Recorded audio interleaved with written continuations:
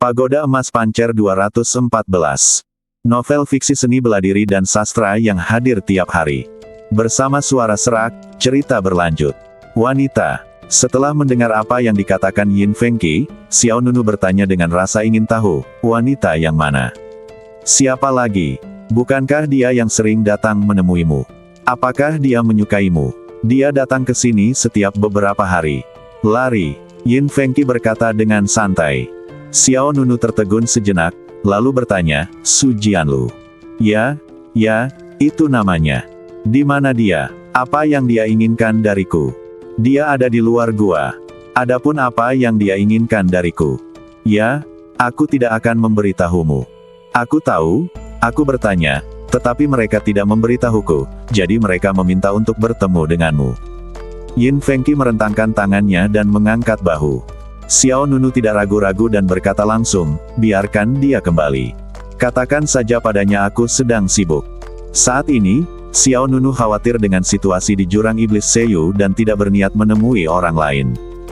Terlebih lagi, sejak insiden terakhir di Gua Iblis Pemusnahan, Xiao Nunu tak lagi memiliki kesan baik sedikit pun terhadap klan mimpi, dan tak ada peluang bagi kedua belah pihak untuk menjadi sahabat. Tetapi jika mereka datang ke sini untuk membalas dendam, itu masalah lain. Melihat tatapan dingin Xiao Nunu, Yin Fengqi tidak berani bertanya lebih banyak. Baiklah, aku akan mengulangi apa yang kukatakan. Setelah mengatakan itu, Yin Fengqi menoleh untuk melihat Bai Sue Qilin dan berkata, ayah angkat, aku pamit dulu. Bai Sue Qilin melambaikan tangannya dan berkata, pergi. Di luar gua Gunung Yinian, Su Jianlu sedang duduk sendirian di atas sebuah batu. Dari sorot matanya, orang dapat mengetahui bahwa dia sedikit gelisah. Bas. Pada saat ini, sesosok badan melewati formasi penghalang di luar gua. Mata Su Jianlu berbinar dan dia segera berdiri dan berkata, Xiao. Sebelum dia bisa menyelesaikan kata-katanya, kegembiraan di mata Su Jianlu memudar. Orang yang datang bukanlah Xiao Nunu, melainkan Yin Fengqi. Perbedaan reaksimu sebelum dan sesudahnya seharusnya tidak terlalu kentara. Kata Yin Fengqi. Su Jianlu bertanya, Xiao Nunu menolak menemuiku. Dia bilang dia agak sibuk dan memintamu untuk kembali. Tentu saja. Su Jianlu menghela napas. Dia tidak terkejut. Yin Fengqi bertanya, jika ada yang ingin kau katakan, katakan saja padaku. Aku akan menyampaikannya nanti. Su Jianlu ragu-ragu, berpikir sejenak, lalu berkata, lebih baik aku memberitahunya secara langsung. Dia tidak ingin melihatmu. Tidak apa-apa, aku akan menunggu di sini. Su Jianlu mengangguk sedikit, lalu duduk di atas batu.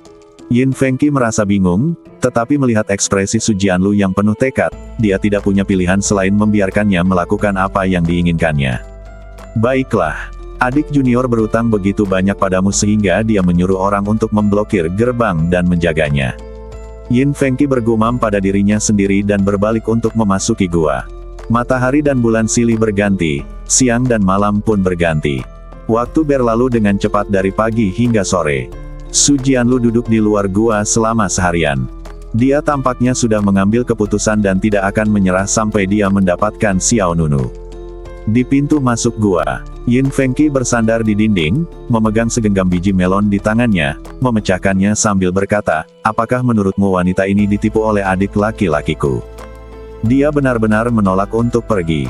Di sisi lain pintu, Guan Rengui juga memecahkan sesuatu yang mirip dengan biji melon. Dia menjawab, Xiao Nunu bukan orang seperti itu. Orang seperti apa dia? Dia bukan orang yang akan meninggalkan seorang wanita begitu saja. Jika ada kesalahpahaman, Xiao Nunu akan keluar dan segera mengklarifikasinya. Dia jarang menghindari sesuatu, kata Guan Rengui. Benar. Sepertinya wanita ini telah menyinggung adik laki-lakiku, jadi dia datang ke sini untuk mengakui kesalahannya. Namun, adik laki-lakiku masih marah dan tidak ingin menemuinya. Yin Fengqi menganalisis. Itu masuk akal. Guan Rengui mengangguk berulang kali. Kalau begitu, katakan padaku, mengapa Xiao Nunu marah? Aku akan pergi dan bertanya. Yin Fengqi segera berjalan keluar. Dia datang ke Su Jianlu, mengambil segenggam biji melon dan menyerahkannya padanya, gadis, makan sesuatu. Kamu sudah lapar sepanjang hari. Su Jianlu melihat barang-barang yang diserahkan Yin Fengqi, saya tidak dapat menahan diri untuk tidak berkata apa-apa. Namun karena sopan, dia tersenyum dan menolak. Tidak, terima kasih. Yin Fengqi berkata, sama-sama. Ini terbuat dari biji goreng, Lanyun Kui. Setiap bijinya montok dan manis, dan juga meningkatkan ini mempunyai efek menyehatkan darah dan menyegarkan pikiran. Su Jianlu melihat benda di tangan Yin Fengqi, yang memang bukan biji melon biasa. Dia tahu tentang Lanyun Kui. Bijinya memang bisa digoreng dan dimakan, dan memang memiliki banyak manfaat. Selain itu, harga Lanyun Kui cukup mahal. Saya menanamnya di Gunung Yinian. Ketika orang di dalam tidak ada kegiatan, mereka akan menyiapkan sebagian untuk dimakan. Terima kasih, aku tidak lapar. Jawab Su Jianlu. Yin Fengqi tidak memaksanya, dia hanya mulai mengetuk pintu dengan santai. Apakah kamu masih ingin menunggu? Tunggu, sampai aku melihat Xiao Nunu. Tapi hari sudah hampir gelap. Tidak masalah. Bagaimana kalau kamu masuk dan menunggu? Berada di Nianshan pada malam hari cukup berbahaya. Banyak monster yang datang baru-baru ini. Yin Fengqi bertindak sebagai pria yang hangat.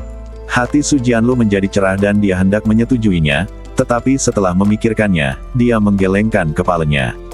Lupakan saja, aku akan menunggu di sini saja. Kenapa? Yin Fengqi bingung. Su Jianlu tidak menjawab, hanya tersenyum tipis. Sebenarnya, Su Jianlu ingin masuk, tetapi dia teringat bagaimana dia pernah bertanya kepada Xiao Nunu beberapa kali sebelumnya apakah dia boleh masuk dan duduk, tetapi Xiao Nunu menolaknya. Sekarang dia berpikir untuk masuk bersama Yin Fengqi. Sebaliknya, itu akan membuat Xiao Nunu cenderung merasa jijai, jadi lupakan saja. Apakah kamu takut adikmu akan marah? Tidak apa-apa, aku kakaknya. Aku bisa membuat keputusan untuk masalah sekecil ini. Aku menghargai kebaikanmu. Aku akan menunggu di sini. Kamu tidak perlu khawatir. Jangan khawatirkan aku, kata Su Jianlu sambil tersenyum. Baiklah. Yin Fengqi mengusap hidungnya lalu kembali sendirian. Di pintu, Guanren Gui tersenyum sembrono. Kenapa? Dia tidak terkesan dengan pesonamu. Dia lebih suka membeku di luar daripada masuk.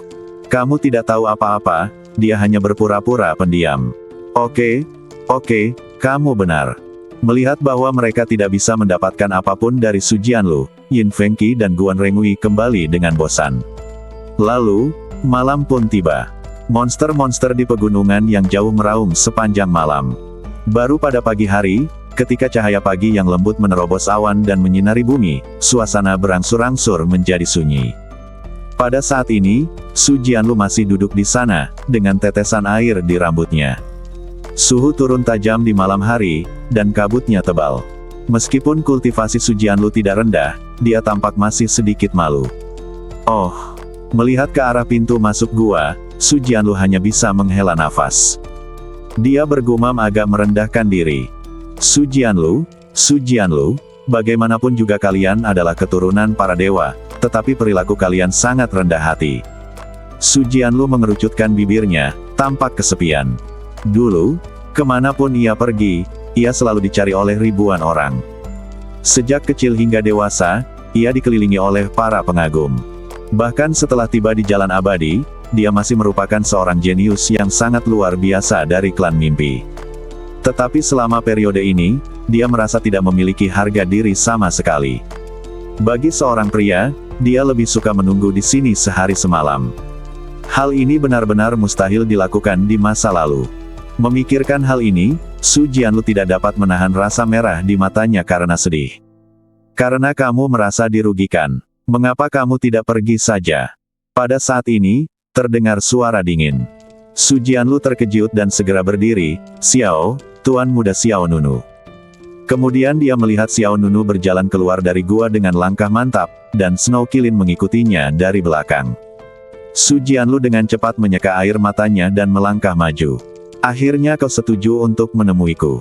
Xiao Nunu berkata tanpa ekspresi, aku seharusnya menjelaskannya dengan sangat jelas terakhir kali di Gua Iblis Pemusnahan. Ya, aku datang ke sini untuk mengucapkan terima kasih dan memberimu dua informasi, kata Su Jianlu. Xiao Nunu menatapnya dan berkata, aku membunuh orang-orangmu dari klan mimpi, dan kau masih ingin berterima kasih padaku. Su Jianlu menundukkan kepalanya dan berkata dengan suara rendah, tapi kau menyelamatkan lebih banyak orang. Jika bukan karena aku tidak akan bisa menyelamatkanmu. Jika bukan karenamu, Lian Hua pasti sudah terbunuh. Kakak senior Hualin akan mati di Gua Iblis Pemusnahan.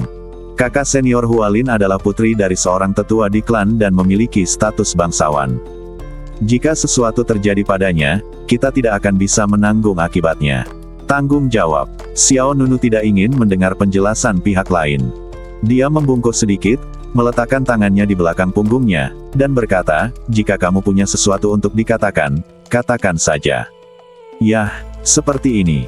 Baru-baru ini, akan ada 2 gelombang gerakan besar di Jalan Abadi. Kurasa kau seharusnya tidak tahu. Setelah jeda, Su Jianlu melanjutkan, yang pertama adalah, puncak leluhur pedang, akan segera dibuka. Hah, baru 300 tahun berlalu. Seru Snow Kilin dengan heran. Jelas saja, ia tahu tentang, puncak leluhur pedang. Su Jianlu mengangguk dan berkata, baiklah, puncak Jianzu dibuka setiap 300 tahun sekali. Setelah terakhir kali, hanya ada beberapa hari tersisa sampai saat ini. Bai Sue Kilin segera menatap Xiao Nunu dan berkata, kalau begitu kamu bisa, coba saja. Puncak Jianzu adalah salah satu tempat paling rahasia di Jalan Abadi, terutama di hati para pendekar pedang, itu yang terbaik. Mendengar apa yang dikatakan Bai Sue Kilin, hati Xiao Nunu tergerak. Dia bertanya dengan rasa ingin tahu, apa yang ada di dalam puncak leluhur pedang. Pedang, kata Su Jianlu. Ya, sebuah pedang. Bai Sue Kilin melanjutkan, pedang yang sangat hebat dan kuat. Nama pedang ini adalah Taisang Feng Hua. Bai Sue Kilin dan Su Jianlu berkata serempak. Hati Xiao Nunu tergerak. Pedang tertinggi, yang paling luar biasa. Sejujurnya, nama ini sendiri memancarkan pesona dunia lain. Su Jianlu melanjutkan, ada desas-desus bahwa Feng Hua tertinggi ditinggalkan oleh orang kuat tak tertandingi yang dikenal sebagai leluhur pedang. Puncak leluhur pedang dibuka setiap 300 tahun sekali. Dikatakan bahwa selama Anda lulus ujian, Anda bisa mendapatkan pedang itu. Xiao Nunu mengangkat alisnya dan bertanya dengan rasa ingin tahu, mungkinkah tidak ada seorang pun yang pernah lulus ujian di Jalan Abadi? Su Jianlu menggelengkan kepalanya, tidak. Bai Sue Kilin juga berkata, aku pernah mendengar sedikit tentangnya, mengatakan bahwa ujian Jianzu Feng sangat ketat. Setiap kali puncak Jianzu dibuka, hanya ada 10 tempat. 10 tempat ini harus memenuhi 2 persyaratan. Budidaya pedang dan alam abadi. Xiao Nunu terkejut. Su Jianlu mengangguk tanda setuju, ya, alam abadi dan kultivasi pedang keduanya sangat diperlukan, jika tidak, mustahil untuk naik ke puncak leluhur pedang. Namun meskipun begitu, setiap kali puncak leluhur pedang dibuka, itu akan menimbulkan sensasi yang luar biasa. Di Jalan Abadi, dan perhatiannya. Mendengar ini, Xiao Nunu menyipitkan matanya sedikit, seolah-olah dia memiliki beberapa pikiran dalam benaknya. Meskipun dia mengambil jurusan Pancer Bati Jue, dia tidak pernah ketinggalan dalam ilmu pedang. Saat berada di Tanah Suci Langit Abadi, pedang pemakaman langit merupakan senjata yang paling mudah digunakannya. Tetapi seiring meningkatnya level kultivasinya, pedang pemakaman langit tidak lagi dapat memenuhi standarnya. Adapun pedang Shen Yao, ia merupakan pengganti lengkap untuk pedang Tiansang. Dalam pertempuran Istana Zulei, pedang Shen Yao hancur dalam pertarungan dengan Zuo Shenlin. Sekarang Xiao Nunu tidak memiliki pedang yang cocok di tangannya. Adapun Taisang Feng Hua, ini adalah pertama kalinya Xiao Nunu mendengarnya, tetapi dia harus mengakui bahwa nama ini membuat jantungnya berdebar. Kamu bisa mencobanya. Su Jianlu menatap Xiao Nunu dan berkata dengan serius, meskipun kamu belum mencapai alam abadi, kamu memiliki 10 tulang abadi, yang jarang terlihat dalam 10.000 tahun. Sayang sekali. Pemahaman Su Jianlu terhadap Xiao Nunu masih sama dengan saat di Gua Iblis Pemusnahan, namun dia tidak tahu bahwa Xiao Nunu telah menerobos alam abadi, dan berada di puncak. Ngomong-ngomong soal ini, aku penasaran dengan sesuatu. Ada seseorang bernama Xiao Wuhen di daftar abadi. Apa kau mengenalnya? Daftar abadi. Xiao Nunu bingung. Kamu belum tahu. Su Jianlu sedikit terkejut. Xiao Nunu menggelengkan kepalanya dan berkata, tidak pernah mendengarnya.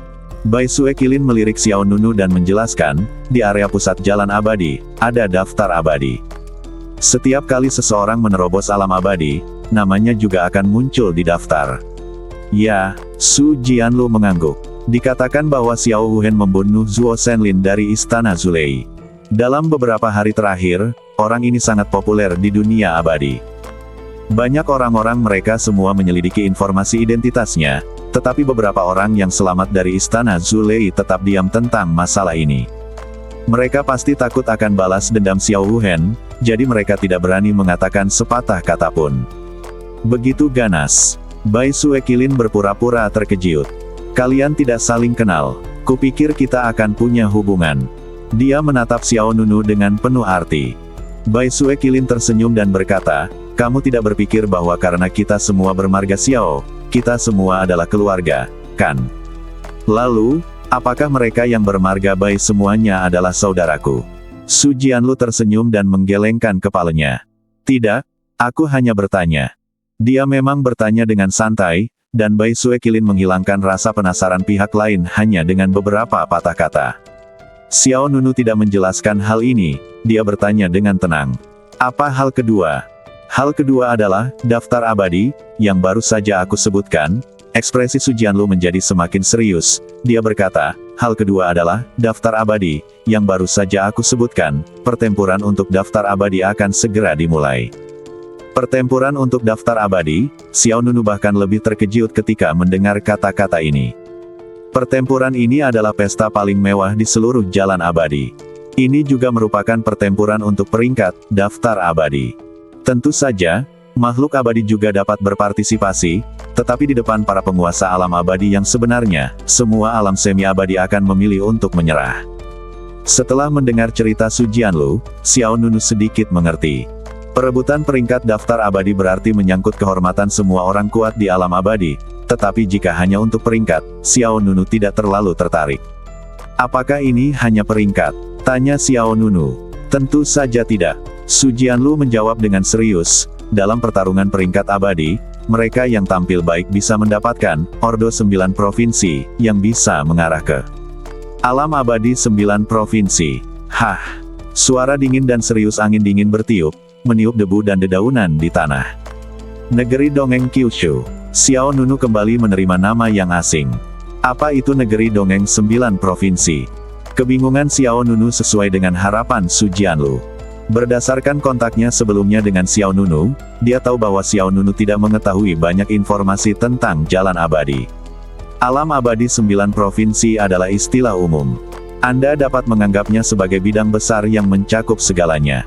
Di alam abadi 9 provinsi, ada banyak sekte, kekuatan, ras, dan bidang serta dunia kecil. Su Jianlu memberikan penjelasan sederhana.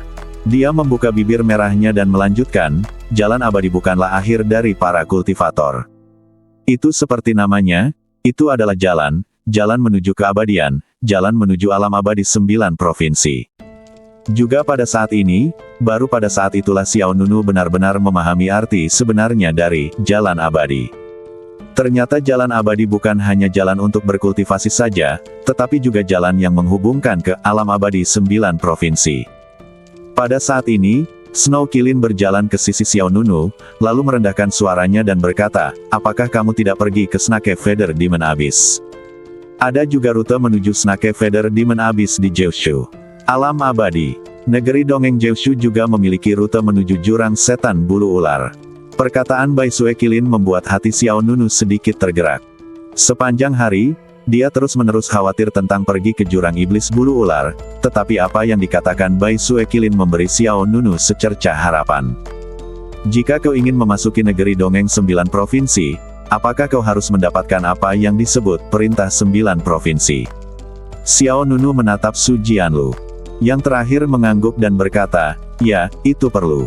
Selain itu, Ordo Jeoshu memiliki kegunaan yang lebih besar. Oh, apa itu? Mereka yang memegang Ordo Jeoshu dapat bergabung dengan sekte besar manapun di alam abadi Jeoshu kapan saja. Sekte. Ingat, itu adalah salah satu dari semua kekuatan. Ketika Su Jianlu mengatakan ini, matanya jelas penuh dengan panas. Perintah Jeoshu setara dengan sebuah izin. Dengannya, seseorang tidak hanya dapat bergerak bebas di negeri Dongeng Kyushu, tetapi seseorang juga dapat bergabung dengan kekuatan apapun. Ini setara dengan memiliki latar belakang yang kuat saat Anda memasuki negeri dongeng Kyushu. Dan Anda dapat memilih latar belakangnya sendiri. Kedengarannya bagus, kata Xiao Nunu. Kilin salju di sebelahnya juga mengangguk berulang kali dan berkata, ambillah. Siapapun yang menghalangi jalanku akan mati. Puci, Su Jianlu geli dengan apa yang dikatakan Kilin salju. Dia menutup mulutnya dan tertawa, dan mengamati ekspresi Xiao Nunu. Tetapi ketika dia melihat ekspresi pihak lain tidak sedingin sebelumnya, Su Jianlu merasa sedikit lega. Tampaknya saya membuat keputusan yang tepat untuk datang ke sini hari ini. Kemudian, Su Jianlu melanjutkan, masih sangat sulit untuk memperjuangkan Ordo Joushu. Bagaimanapun, jumlahnya terbatas. Dalam setiap pertempuran peringkat abadi, hanya sejumlah kecil orang yang dapat memperoleh ordo ini, dan semakin tinggi peringkat di peringkat abadi, semakin banyak orang bisa mendapatkannya. Semakin besar kemungkinan mendapatkan Ordo Joushu, semakin banyak perhatian yang akan Anda terima ketika Anda memasuki sekte-sekte besar itu di masa depan. Su Jianlu telah selesai berbicara tentang keduanya hal-hal. Bahkan diceritakan dengan cukup rinci. Sejujurnya, kedua berita ini cukup penting bagi Xiao Nunu. Baik itu pembukaan, puncak leluhur pedang, maupun pertempuran peringkat abadi, itu adalah pesta super yang ditunggu-tunggu semua orang di Jalan Abadi. Setelah terdiam sejenak, Xiao Nunu berkata kepada Su Jianlu, terima kasih sudah datang jauh-jauh untuk memberitahuku. Su Jianlu merasa gembira. Dia segera menjawab, tidak, sama-sama. Lagi pula, kamu sudah banyak membantuku sebelumnya. Ini hanya hal kecil, tidak perlu disyukuri. Su Jianlu diam-diam menghela napas lega. Dia datang ke sini hanya untuk bertemu Xiao Nunu. Bisakah kita sedikit meringankan hubungan ini? Sejujurnya, jika bukan karena rekan satu tim bodoh dari klan mimpi, dia dan Xiao Nunu seharusnya bisa menjadi teman baik. Semakin banyak waktu yang bisa Anda gunakan untuk melakukannya dengan perlahan, semakin baik. Menurut pendapat Su Jianlu, orang-orang seperti Xiao Nunu, meskipun mereka tidak bisa menjadi teman, tidak boleh menjadi musuh. Baiklah, aku sudah mengatakan semua yang ingin kukatakan. Aku tidak akan mengganggumu lagi, kata Su Jianlu. Xiao Nunu mengangguk sedikit. Su Jianlu tersenyum sedikit dan bersiap untuk pergi. Pada saat ini, Xiao Nunu memanggil pihak lain, tunggu sebentar. Hah, apakah ada hal lain? Su Jianlu bingung. Aku memberikan ini kepadamu sebagai tanda terima kasihku. Xiao Nunu mengeluarkan sebuah pil dan menyerahkannya. Su Jianlu sedikit terkejut, apa ini? Pil abadi Fuyuan, dapat diminum dengan pil Sang Xuan Pojing. Pil abadi Fuyuan secara alami adalah pil Fuyuan nomor 4. Hanya saja Xiao Nunu menggunakan nama yang sebelumnya digunakan Pavilion Yulu untuk publisitas. Lagi pula, nama Fuyuan dan nomor 4, terdengar terlalu biasa dan tidak memiliki gaya sama sekali. Su Jianlu hendak mengulurkan tangan untuk mengambilnya, tetapi ketika dia mendengar kata-kata Fuyuan Xianwan, dia langsung berhenti. Dia menatap Xiao Nunu dengan bingung dan ekspresi aneh. Dia tidak dapat mengerti mengapa pihak lain ingin menyakitinya ketika dia datang untuk meminta maaf dan memberikan informasi dengan niat baik. Su Jianlu merasa sedikit sedih. Xiao Nunu tentu saja tidak tahu apa yang ada dalam pikiran orang lain, jadi dia hanya bertanya dengan bingung, ada apa? Su Jianlu berkata dengan lemah, bukankah ada yang salah dengan Fuyuan Xianwan ini? Aku mendengarnya banyak orang yang meminum Fuyuan Xianwan dan setelah meminum pil abadi, kultivasinya menurun drastis, dan orang-orang dari Pavilion Yulu tidak memberikan penjelasan apapun setelahnya. Ini, Xiao Nunu tercengang. Tidak heran Su Jianlu tampak seperti korban. Kau tahu, memang seperti itu kenyataannya.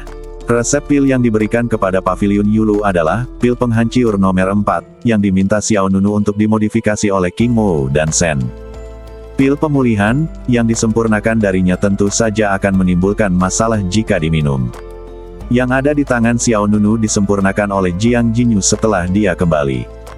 Itu adalah obat mujarab yang benar-benar dapat menangkal efek samping dari pil Sang Xuan Pojing. Yang ini bagus, kata Xiao Nunu. Su Jianlu mengangkat matanya sedikit. Apakah akan ada masalah jika memakannya? Xiao Nunu tidak dapat menjelaskannya.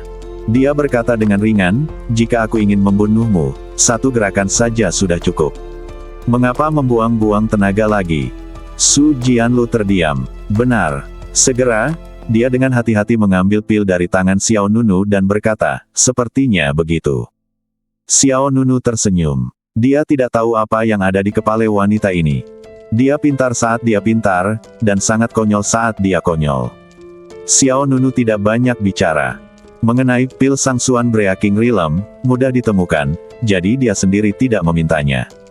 Melihat Su Jianlu masih sedikit bingung, Bai Sue Qilin berkata, jangan khawatir. Jika ada masalah dengan makanan, datang saja ke kami. Su Jianlu tersenyum manis dan berkata, tidak, aku percaya pada guru. Xiao Nunu. Kemudian, Su Jianlu juga mengeluarkan sebuah gulungan dan menyerahkannya kepada Xiao Nunu. Ini, sudah sewajarnya aku membalas budi. Ini hadiah balasanku. Terima kasih, kata Xiao Nunu. Simpan saja. Aku tahu kau sangat menyukai seni bela diri klan impian kita. Setelah mengatakan itu, Su Jianlu memasukkan gulungan itu ke tangan Xiao Nunu. Kalau begitu aku pergi dulu. Kemudian dia menyapa Bai Sue Qilin lagi. Selamat tinggal, saudara Aotian. Baiklah. Bai Sue Qilin menjawab dengan malas. Su Jianlu jelas-jelas gembira. Bahkan ketika dia berjalan, dia meloncat-loncat. Saat ini dia adalah kaisar abadi dari tulang abadi 6 jalan. Dengan pil pemulihan nomor 4 ini dan pil pemecah alam mendalam atas, dia pasti bisa mencapai alam semi-abadi. Nanti kalau ada pil abadi kuno yang membantu, masih ada harapan besar untuk maju ke alam abadi. Tentu saja ada alasan lain mengapa dia begitu bahagia, yaitu karena sikap Xiao Nunu terhadapnya telah berubah. Inilah tujuan utamanya datang ke sini. Melihat punggung Su Jianlu, Bai Sue Qilin berkata, dia cukup pintar dan tahu apa yang baik untuknya. Bahkan jika dia pergi ke negeri dongeng 9 provinsi, dia tidak akan memiliki kehidupan yang buruk. Dia dapat membantu sedikit dari waktu ke waktu. Waktunya. Xiao Nunu alih-alih menjawab, dia dengan santai membuka gulungan yang ditinggalkan oleh Su Jianlu. Bas. Tak lama kemudian, garis-garis karakter berwarna perak terang muncul di mata Xiao Nunu, dan kemudian, Xiao Nunu menerima pesan baru di benaknya. Teleportasi luar angkasa. Xiao Nunu mengangkat alisnya sedikit, dan secercah cahaya muncul di matanya. Apa itu? Bai Sue Qilin bertanya dengan rasa ingin tahu. Surat cinta. Coba aku lihat. Xiao Nunu terdiam. Abaikan saja. Teleportasi luar angkasa memungkinkan Anda mengabaikan halangan objek lain dalam jarak tertentu dan mencapai lokasi berikutnya yang Anda inginkan sesuka hati. Sebelumnya, Xiao Nunu telah menyaksikan Si Ming dari klan mimpi melakukan kekuatan ajaib ini. Kepraktisannya masih sangat tinggi. Ngomong-ngomong, apakah kamu masih ingin kembali? Atau pergi ke negeri dongeng Kyushu? Snow Qilin bertanya tentang bisnis. Sebelum Xiao Nunu sempat menjawab, arus udara gelap menyerbu dan Dark Sky Phoenix tiba-tiba mengepakkan sayapnya dan terbang mendekat. Pergilah ke alam abadi Jeoshu. Alam Phoenix juga ada di alam abadi Jeoshu. Alam Phoenix juga ada di negeri dongeng Jeoshu. Burung Phoenix langit gelap kuno tiba-tiba muncul dan mengungkapkan keinginannya. Snow Qilin menoleh dan berkata dengan jijai, dari mana burung Mahtei ini berasal? Bukankah orang tuamu menyuruhmu untuk tidak menguping pembicaraan orang lain? Mata dingin Dark Sky Phoenix bersinar dengan cahaya yang menyala-nyala. Ia berkata dengan dingin, aku sedang bicara, dan apa yang kau lakukan? Oh, kau berani membantah. Kau tidak tahu ini wilayah siapa. Kemudian, Bai Sue Qilin berteriak keras, dasar bodoh, bodoh kedua, bodoh ketiga. Begitu dia selesai bicara, jauh di dalam pegunungan Yinian San, terdengar raungan binatang buas yang menggetarkan bumi. Kera naga kuno, naga es bersayap besi, dan beruang berlian perkasa belum datang secara langsung, tetapi momentum mereka telah tiba. Dark Sky Phoenix terkejut, dan sedikit kepanikan muncul di matanya. Saya pikir Snow Qilin telah kehilangan semua kekuatannya dan dapat dikendalikan sesuka hati, tetapi saya tidak menyangka bahwa seluruh gunung dan dataran dipenuhi oleh antek-anteknya. Hehe, apakah kamu masih berani bersikap sombong? Pamerkan padaku lagi. Snow Qilin mengangkat kepalanya sedikit karena provokatif. Dark Sky Phoenix mengabaikannya dan mengalihkan pandangannya ke Xiao Nunu. Alam Phoenix berada di negeri dongeng Jeoshu. Percayalah, Ini sangat penting bagimu. Setelah mengatakan itu, Phoenix langit gelap menatap tajam ke arah Kirin salju, lalu menggetarkan sayapnya dan berubah menjadi api hitam yang membubung ke langit. Langit, pekik. Sebuah tanda gelap panjang terseret keluar di kehampaan, bagaikan api hitam yang menyala-nyala. Tes. Snow Kilin begitu sombong, larimu sangat cepat. Jika kau berani pamer lagi lain kali, aku akan mencabut semua rambutmu. Xiao Nunu menggelengkan kepalanya, merasa sedikit geli. Dia kemudian bertanya, seberapa banyak yang kau ketahui tentang negeri dongeng 9 provinsi? Aku tahu sedikit. Aku pernah ke sana sebelumnya, tetapi kemudian sesuatu yang tak terduga terjadi dan aku berakhir di jalan peri. Sayang sekali. Sungguh menyedihkan membicarakannya. Snow Kilin menghela nafas. Xiao Nunu terkejut. Kau datang dari negeri dongeng 9 provinsi. Semua ini adalah hal-hal lama. Jangan bicarakan itu lagi. Lalu, apakah kau tahu, alam Phoenix, yang disebutkan? Dengar, aku sudah kubilang sebelumnya, tapi aku belum pernah ke sana. Alam Phoenix masih menempati tempat di alam abadi 9 provinsi. Jadi, apa hubunganmu dengan alam Phoenix? Apakah kamu juga dari alam Phoenix? Bai Suekilin menyipitkan matanya dan menatap Xiao Nunu. Xiao Nunu menggelengkan kepalanya. Aku juga tidak tahu. Tidak tahu. Apa maksudmu dengan tidak tahu? Kurasa tidak. Xiao Nunu tidak membahas topik ini, lalu bertanya, kamu baru saja mengatakan bahwa negeri dongeng 9 provinsi dapat mengarah ke jurang iblis bulu ular. Apakah kamu yakin? 100% yakin. Negeri dongeng Jeushu terhubung ke banyak bidang besar dan kecil. Dan jika kamu pergi dari Jeushu, dari negeri dongeng ke jurang iblis bulu ular, jalannya seharusnya lebih mudah untuk dilalui. Lebih mudah. Ya, bagaimanapun juga, jurang iblis Seiyu adalah wilayah para iblis. Sering terjadi gesekan antara para iblis dan alam abadi 9 provinsi. Dan pertempuran adalah kejadian biasa. Akan ada personel intelijen khusus untuk mendapatkan informasi dari sana. Snow Kilin berkata demikian. Xiao Nunu mengangguk sedikit, seolah telah menemukan arah dalam hatinya. Bagaimanapun, dia bisa terus menunggu kabar dari Akademi Suci Abadi, sambil juga berjuang demi Ordo Jeushu. Jika Tanah Suci Langit Abadi tidak berfungsi, maka kita hanya dapat pergi ke jurang iblis bulu ular melalui alam abadi Jeushu. Tak peduli apapun, aku harus pergi ke jurang iblis bulu ular. Badai mulai datang dan para pahlawan mulai berkumpul. Puncak leluhur pedang. Setelah beberapa hari berlalu, Jian Zufeng akhirnya menunggu hari pembukaan. Sejak beberapa hari lalu, orang-orang mulai berdatangan ke sekitar puncak Jianzhu satu demi satu. Pagi ini, sudah ada kerumunan besar orang. Aku sangat gugup. Alam rahasia puncak Jianzhu akan segera dibuka. Mengapa kamu begitu gugup? Hanya ada 10 tempat secara total. Aku berbicara tentang kamu. Benar, dengan tingkat ilmu pedangmu, kurasa kau tidak akan bisa mendapatkan lebih dari 10 tempat. Menunggu selama 300 tahun sudah cukup. Sial, aku baru saja menghela napas, apakah kalian mengolesi kotoran di mulut kalian? Itu tidak sopan. Aku memintamu untuk menghadapi kenyataan. Baiklah, aku tidak akan berlatih pedang. Kenapa tidak menggunakan pisau saja? Kerumunan orang ramai dan suasananya sangat ramai. Beberapa orang datang dengan harapan merebut pedang itu. Beberapa orang datang khusus untuk menyaksikan keseruannya. Puncak Jianzhu yang megah dan megah, bagaikan pedang raksasa, berdiri di antara puncak-puncak lainnya, menjulang ke langit. Dari sudut manapun Anda melihatnya, orang-orang akan merasa berdebar-debar. Puncak Jianzhu, yang juga merupakan gagang pedang raksasa, adalah platform batu datar. Dilihat dari jauh, orang di panggung batu itu tampak berdiri di gagang pedang. Puncak Jianzhu begitu besar sehingga orang-orang di puncaknya seukuran semut. Swiss. Pada saat ini, 2 cahaya pedang jatuh dari langit dan mendarat di atas puncak leluhur pedang. Seorang pria berambut panjang, bebas dan tidak terkendali. Salah satu dari mereka berjenggot dan sulit diatur. Kedatangan kedua orang ini menyebabkan keributan di sekitar puncak Jianzhu. Itu Shen Xiyu dan Lin Shengyang. Oh, aku tahu mereka akan datang. Cek, momentum mereka terlalu kuat. Saat keduanya mendarat, masing-masing dari mereka mengangkat aliran udara yang kuat.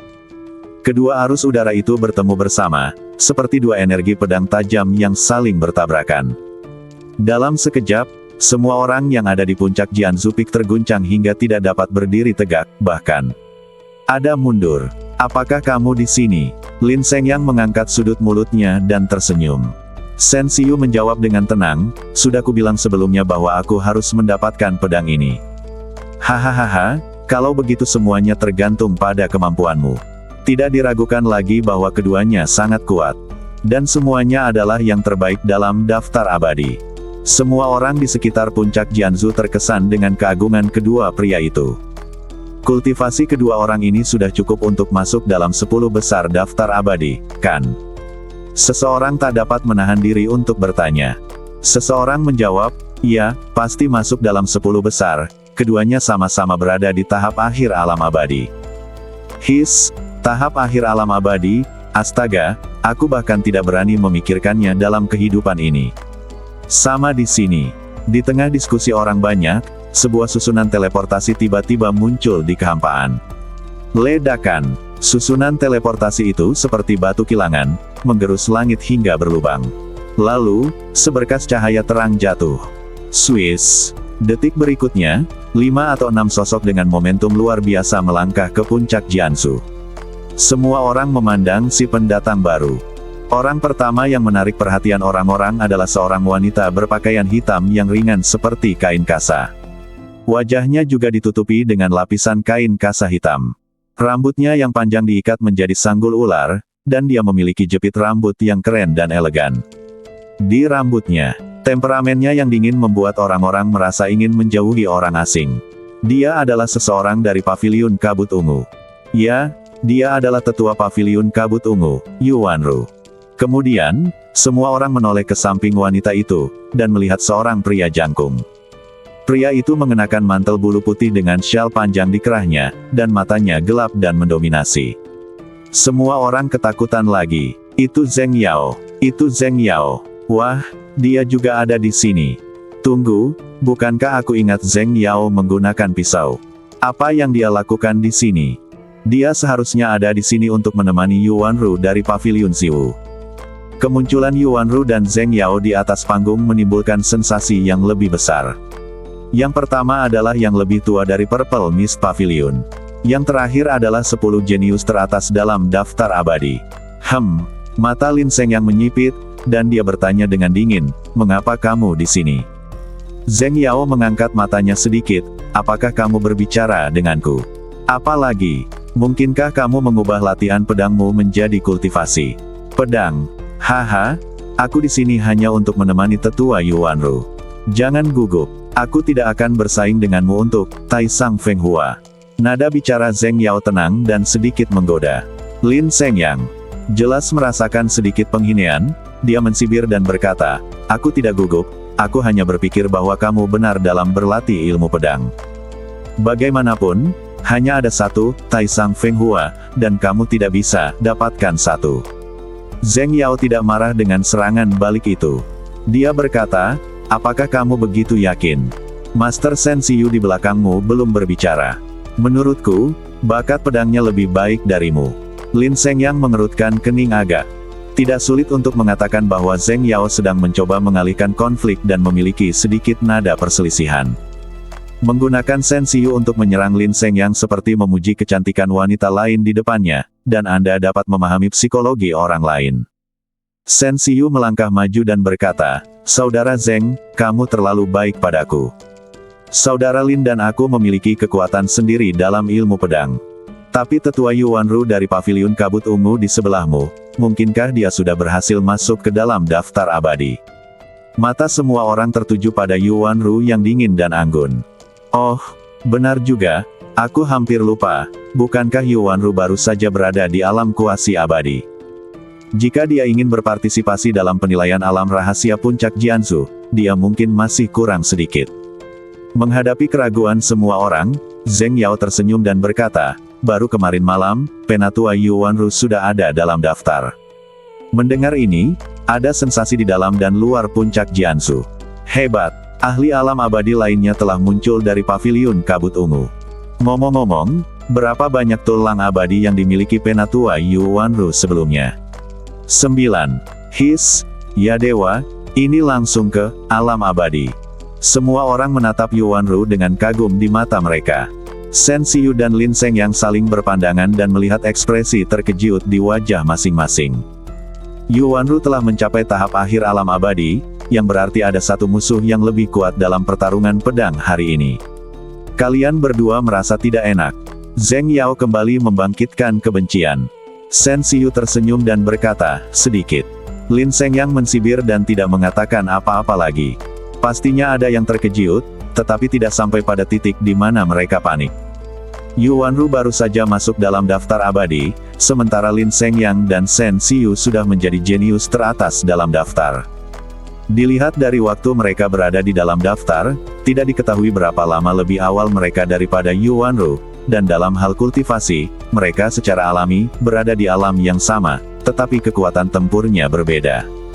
Terlebih lagi, semua pendekar pedang itu sombong, dan kesombongan yang mereka miliki membuat mereka tidak dapat menempatkan Yuanru di atas pesaing mereka. Situasi di lapangan tidak dapat diprediksi. Suasana di puncak Jianzhou menjadi semakin gelisah.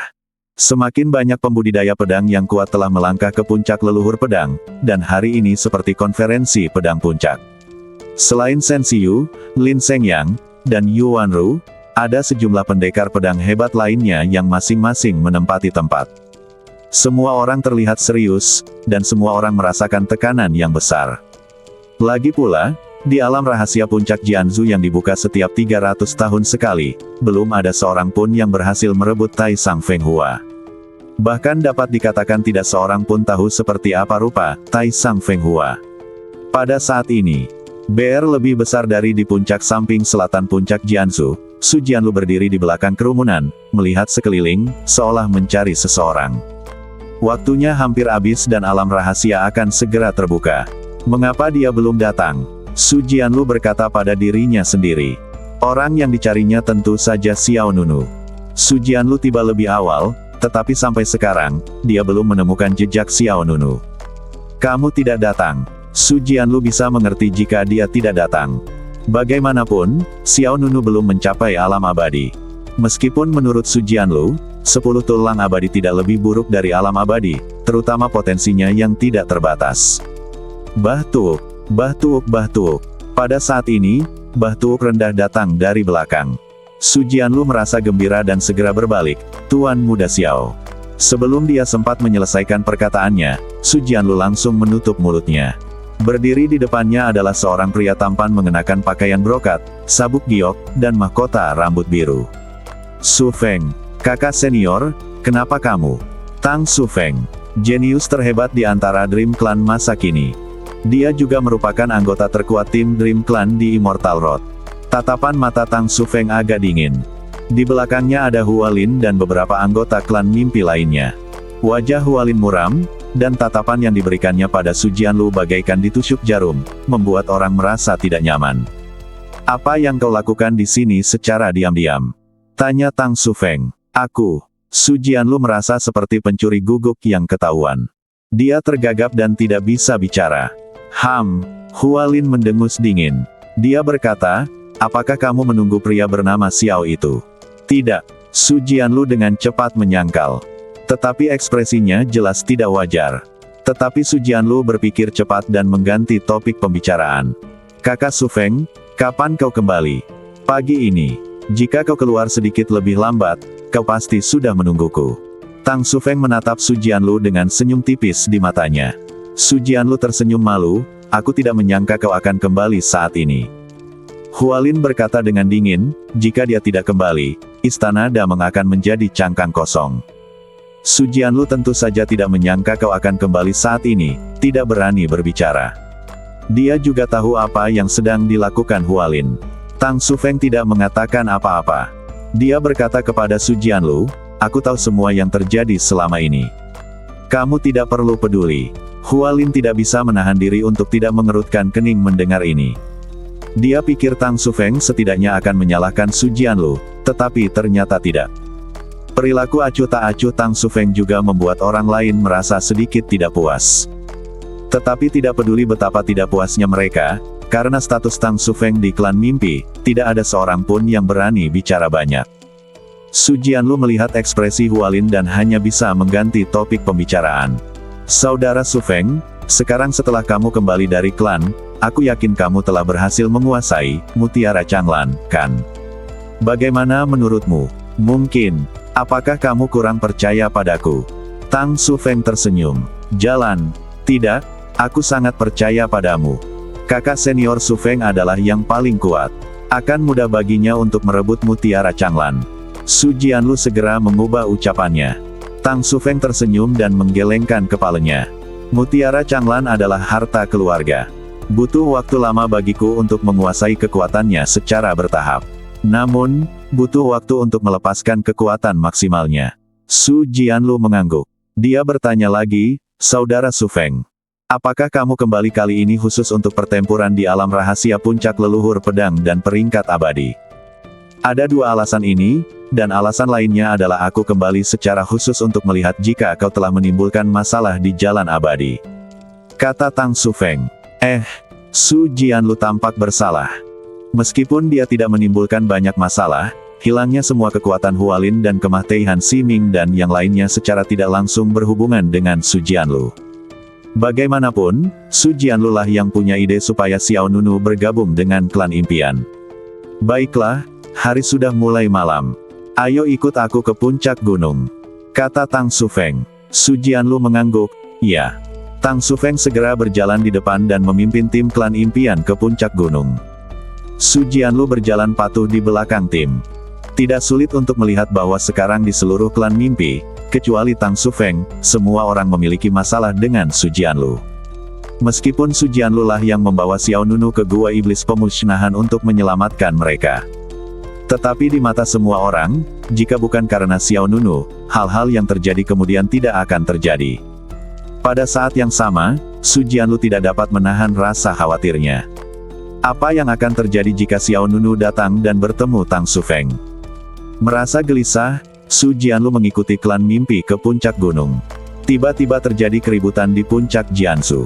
Dia Tang Sufeng dari klan mimpi. Dia pendekar pedang top lainnya di peringkat abadi. Ya, tapi ku dengar Tang Sufeng tidak pernah berada di jalur abadi dalam beberapa tahun terakhir. Dia kembali ke klannya. Dia, kembali kali ini khusus untuk, itu pasti untuk, kemuliaan tertinggi, dan Ordo 9 Provinsi. Ya, kemuliaan tertinggi adalah tujuan semua pembudidaya pedang, dan Ordo 9 Provinsi adalah pesta seluruh abadi jalan. Tidak ada penguasa Tianjiao yang akan absen. Kedatangan Tang Sufeng menarik perhatian banyak orang. Shen Xiu, Lin Shengyang, Zheng Yao dan yang lainnya melirik ke samping tetapi tidak mengatakan apa-apa. Jelas bahwa Tang Sufeng tidak mengenal mereka. Tetapi bagaimanapun juga, mereka semua adalah tokoh dalam daftar abadi, dan berbagai orang kuat di puncak gunung itu bagaikan bintang, bersinar dan menyilaukan. Pada saat itu, tiba-tiba, duar, angin dan guntur bergulung-gulung, dan bumi berguncang. Puncak leluhur pedang yang megah dan spektakuler itu ternyata memancarkan fluktuasi kekuatan spiritual yang aneh. Kemudian, puncak leluhur pedang yang tampak seperti pedang raksasa itu mulai memancarkan mantra pedang kuno. Dentang, deng, suara pedang bergema di langit dan menyebar ke segala arah, membuat hati semua orang menegang. Ini akan segera dimulai. Penilaian alam rahasia puncak leluhur pedang akan segera dimulai. Bersemangat. 300 tahun dan 300 tahun, 300 tahun dan 300 tahun. Aku tidak tahu berapa kali puncak leluhur pedang ini telah bereinkarnasi. Duar, duar, duar. Di bawah pengawasan ketat dari orang banyak, cahaya ilahi tiba-tiba muncul di langit di atas 9 langit. Setelah itu, sinar kemasan cahaya ilahi berkumpul di segala arah dan menyatu dalam kehampaan, berubah menjadi sosok ilusi. Sosok itu berpakaian hitam dan mengenakan topeng di wajahnya. Cahaya pedang perak yang indah menyebar dari belakangnya, seperti burung merak yang mengembangkan ekornya, bersinar terang. Klang, klang, klang. Kemudian, semua cahaya pedang beterbangan, seperti meteor di langit, meninggalkan ekor api yang cemerlang. Semua orang di sekitar terkejut. Sungguh kekuatan pedang yang dahsyat. Siapakah dia? Roh pedang, penjaga kemuliaan tertinggi. Roh pedang memiliki kekuatan pedang yang begitu dahsyat. Tingkatan apa, Taisang Feng Hua? Itu pasti senjata abadi.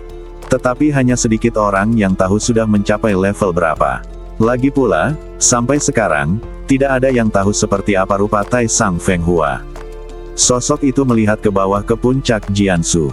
Orang-orang di panggung mengucapkan kata-kata pelan dari balik topeng dingin mereka. Aku adalah roh pedang yang menjaga puncak leluhur pedang. Suara yang kuat, itu seperti gelombang yang bergulung-gulung, menyapu ribuan mil dan menghantam hati semua orang. Ujian puncak leluhur pedang akan segera dimulai. Aturannya sama seperti sebelumnya. Ada 10 tempat. Siapapun yang bisa lulus ujian dapat membawa pulang. Taisang Feng Hua. Begitu kata-kata ini keluar, semua orang di penonton menjadi gelisah. Berdiri. Semburan api yang menyala-nyala menyala di mata Shen Xiyu, Lin Shengyang, Tang Xufeng, Yu Wanru dan yang lainnya.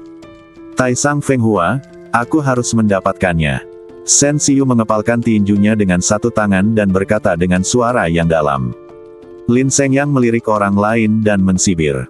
Zheng Yao, yang berdiri di sebelah Yu Wanru, menarik napas dalam-dalam dan berkata, adegan ini bahkan membuat penonton sepertiku merasa bersemangat. Jika aku tahu lebih awal, aku seharusnya berlatih ilmu pedang. Yu Wanru, yang berdiri di sebelah Yu Wanru, menarik napas dalam-dalam dan berkata, adegan ini bahkan membuat penonton sepertiku merasa bersemangat. Jika aku tahu lebih awal, aku seharusnya berlatih ilmu pedang. Kepadanya, berkata, medan perangmu ada di pertempuran peringkat abadi, dan itu ada di sini. Zheng Yao terkekeh. Ya, aku sangat berharap bahwa pertempuran peringkat abadi bisa datang lebih cepat. Angin dan awan berarak, menutupi langit. Hari itu, roh pedang itu berdiri di udara, lalu mengatupkan kedua telapak tangannya dan membentuk segel dengan ke-10 jarinya. Panggung pedang, bangkit. Saat kata-kata itu jatuh, formasi pedang kuno yang misterius dengan cepat diaktifkan di bawah kaki semua orang. Saat formasi pedang megah itu bergerak di tanah, 10 platform pedang tiba-tiba muncul di depan semua orang. Duar, duar, duar. 10 platform pedang berbaris dalam satu baris, berdampingan di tengah puncak Sword Ancestor Peak. Jarak antara platform pedang lebih dari 10 meter. Masing-masing tingginya sekitar 2 meter dan panjang dan lebar 7 atau 8 meter. Bagian atas meja ditutupi dengan pola pedang yang rumit dan saling terkait. Pola pedang mengalir dengan cahaya dan bayangan warna yang berbeda, dan setiap pola pedang tampaknya mengandung teori pedang tertinggi, yang membuat orang merasa tercerahkan. Panggung pedang sudah dibuka. Kalian boleh naik ke panggung sekarang.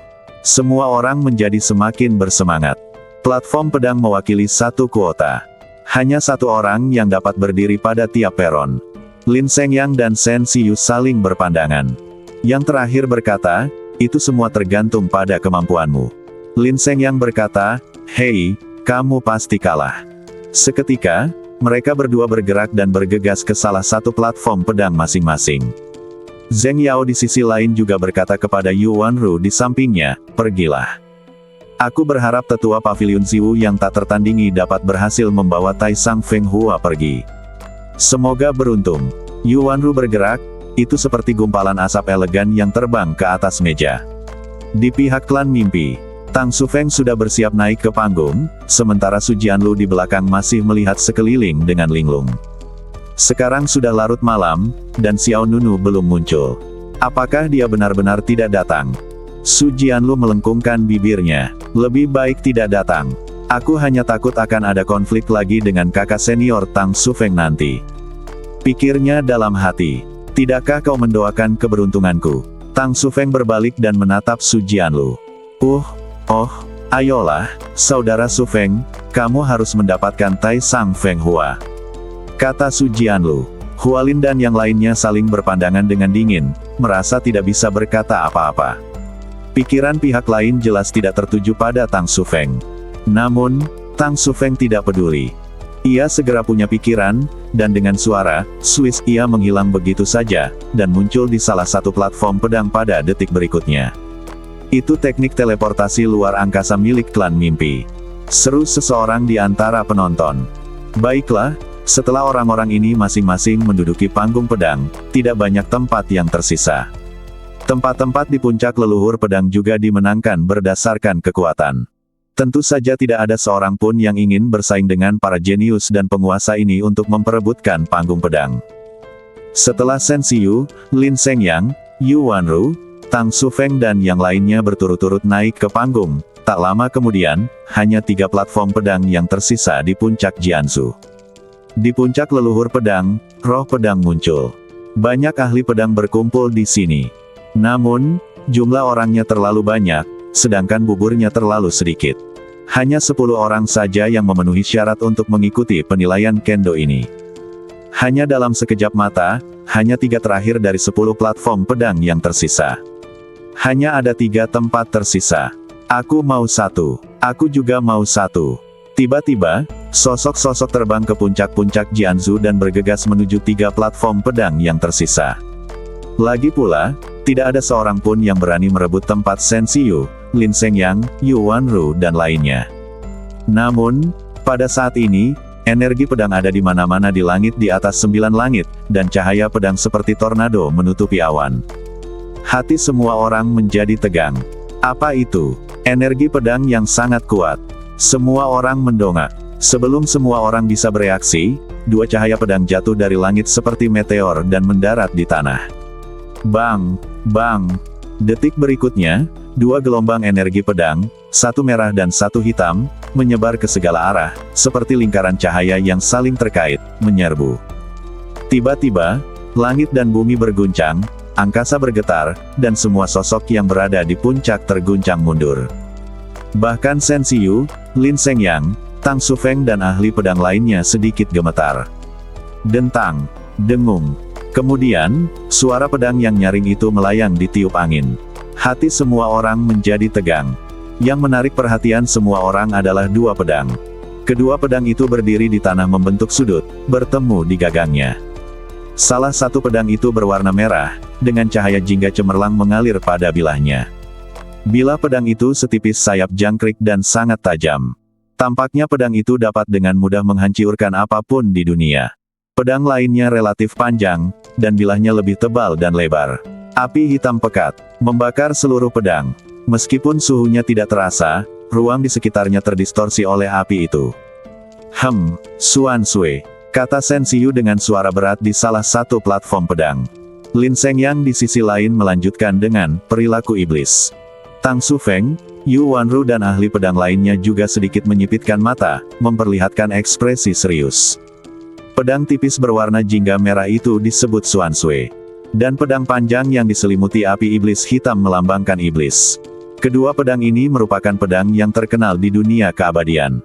Adapun pemilik kedua pedang ini, mereka adalah orang-orang yang memiliki kultivasi hebat yang dapat melintasi dunia abadi. Zheng Yao, yang berdiri di antara penonton, mensibir, apa yang kamu takutkan pasti akan menjadi kenyataan. Saat mengatakan ini, Zheng Yao melirik Yu Wanru di atas panggung dengan penuh minat. Yu Wanru tidak mengatakan apa-apa, tetapi dari perubahan ekspresinya, jelas bahwa emosinya sedang berfluktuasi. Wow, saat mereka sedang berbicara, angin dingin yang berkabut bertiup seperti ombak. 2 sosok berjubah indah melangkah perlahan menuju puncak-puncak leluhur pedang. Adik perempuan Han, sepertinya kita datang di waktu yang tepat. Pembicaranya adalah seorang pria kekar yang mengenakan jubah biru dan putih dengan pola cantik di kerah dan sabuk giok di pinggangnya yang bertatahkan batu giok berharga, dari kepala hingga ujung kaki. Dari ujung kaki sampai ujung kaki, memancarkan temperamen aristokrat. Ya, kakak senior Namong. Kami datang tepat waktu. Wanita di sebelahnya menjawab. Suaranya membuat orang merasa dingin dan kesepian, tetapi ada sedikit kelembutan yang tersembunyi di dalamnya. Wanita itu memiliki ekspresi yang panjang dan tenang. Rambutnya diikat, dengan sehelai rambut hitam menjuntai di kedua sisi pelipisnya. Mengenakan hiasan halus di rambutnya dan kerah merah muda di atas rok panjangnya yang berwarna bulan. Keduanya berjalan berdampingan, keduanya dengan mata tertunduk, tetapi rasa tertekan yang meluap dari sudut mata mereka membuat orang takut untuk bergerak maju. Kecuali sejumlah kecil orang, sebagian besar orang bahkan tidak berani bernapas. Di dalam tim klan impian, Su Jianlu mengerutkan kening dan berbisik, aura yang sangat kuat. Mungkinkah mereka berdua adalah penguasa, pedang darah misterius dan pedang iblis, Han Kuiye dan Namong Suanyan? Hualin menjawab dengan dingin, siapa lagi kalau bukan mereka? Su Jianlu tak kuasa menahan diri untuk menggelengkan kepalanya. Situasi di puncak Jianzhu menjadi semakin gelisah. Semua orang terkesiap. Siapakah kedua orang ini? Seseorang bertanya. Kamu baru di sini? Ya, aku baru di sini selama sebulan. Kamu sudah di sini selama sebulan, aku tidak menyalahkanmu, tetapi jika kamu sudah di sini selama setahun dan masih tidak tahu siapa mereka, aku pasti akan datang kepadamu hari ini. Aku akan menamparmu di wajah. Segera, seseorang mulai memperkenalkan para pendatang baru. Han Kuiye, Master Pedang Darah Misterius, berada di tahap akhir alam abadi. Kekuatan tempurnya mendekati 5 besar di peringkat abadi. Wow, luar biasa. Namong Suanyan, Master Pedang Darah Misterius, berada di tahap akhir alam abadi. Kekuatan tempurnya hampir mencapai 5 besar di peringkat abadi. Pedang Iblis, telah mencapai. Hei, ini bahkan lebih menakjubkan. Hal yang paling menakjubkan adalah bahwa keduanya adalah sepasang sahabat Tao. Dengan gabungan kultivasi keduanya, mereka dapat berjalan menyamping di jalan abadi. Kejutan tak terlihat itu berdampak pada hati semua orang. Namong Suanyan dan Han Kuiye, kedua orang ini, meskipun hanya satu dari mereka yang dikeluarkan sendirian, adalah mereka yang mendominasi daftar abadi. Belum lagi dua orang muncul di saat yang bersamaan, bisa dibayangkan betapa besar tekanan yang dialami orang lain. Apakah kalian akhirnya sampai di sini? Han Kuiye, Namong Suanyan, Zheng Yao di antara hadirin berbicara.